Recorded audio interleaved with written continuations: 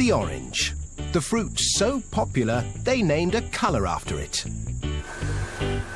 America glugs through 2.5 billion litres of the sweet juice every year, and most of it comes from Florida, where they harvest and squeeze over 30 billion oranges a year to keep the juice flowing.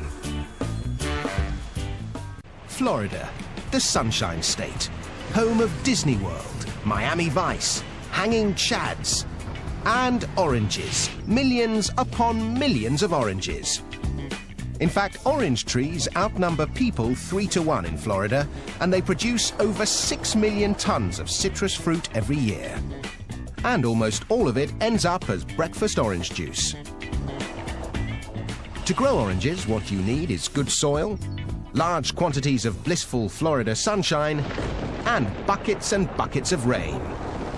They don't like to advertise it, but the Sunshine State is also the soggy state. Parts of Florida are among the wettest places in the US, with up to 180 centimetres of rain a year. Not so good if you came here for a beach holiday, but great for farmers like Tom Kirshner. This is what adds up to giving us a good environment to grow citrus, adequate rainfall to produce large crops with lots of juice in them.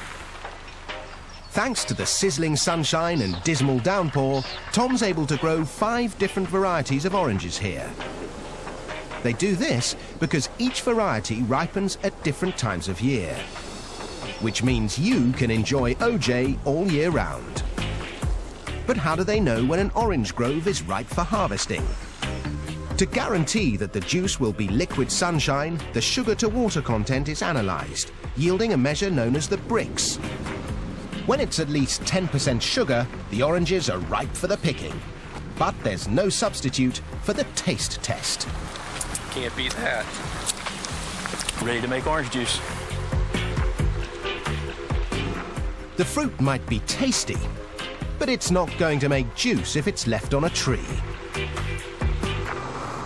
They need to be picked, and with millions of oranges ripening at once, they need to be picked fast. If you want to get fruity in a hurry, you need one of these terrifying contraptions. Or as they like to call it here, the Oxbow 3220. This magnificent machine is what's known in the trade as a continuous canopy shaker. And this particular machine was designed by Tom Visser.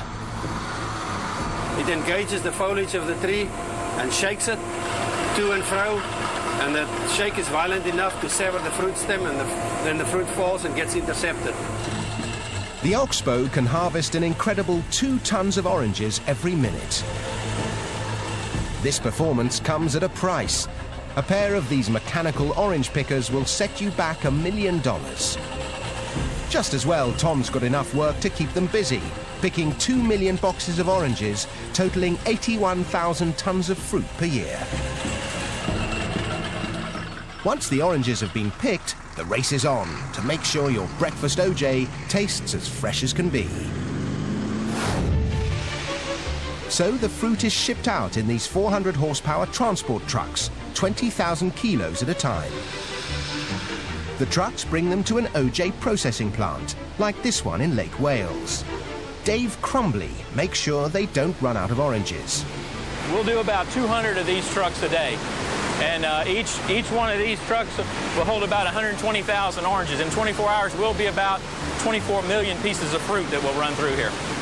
So, more often than not, Dave gets his daily dose of vitamin C. To begin with, the oranges are washed out of the trucks. The fruit is then carried along 2 kilometers of conveyors into the processing plant where it's graded.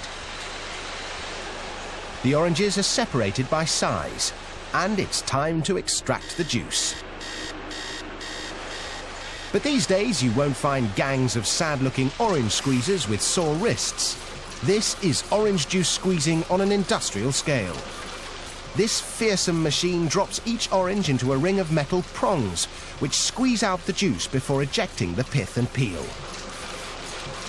From orange to OJ in the blink of an eye. Of course, when it comes to OJ, the world is divided into 2 great opposing camps. One likes it smooth, the other with bits.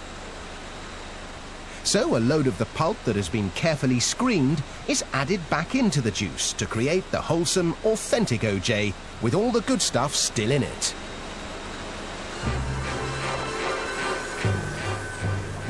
The OJ is now ready to be poured into cartons.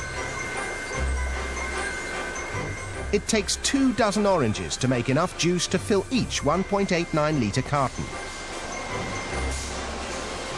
But quantity counts for nothing unless the quality's good enough to keep orange juice the world's favourite breakfast tipple.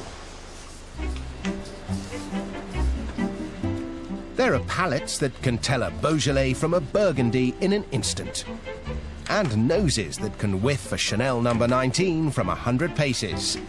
Well, these guys do the same for OJ. An expert OJ taster can spot minute variations in taste, composition and acidity. Doesn't have a very much oily feeling either, does it? There are 11 different measures of quality. Only when a batch of OJ ticks every box is it fit to be shipped.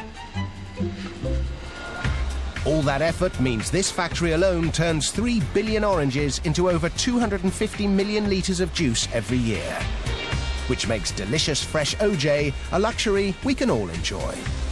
I love oranges. I love orange juice. Nothing any better.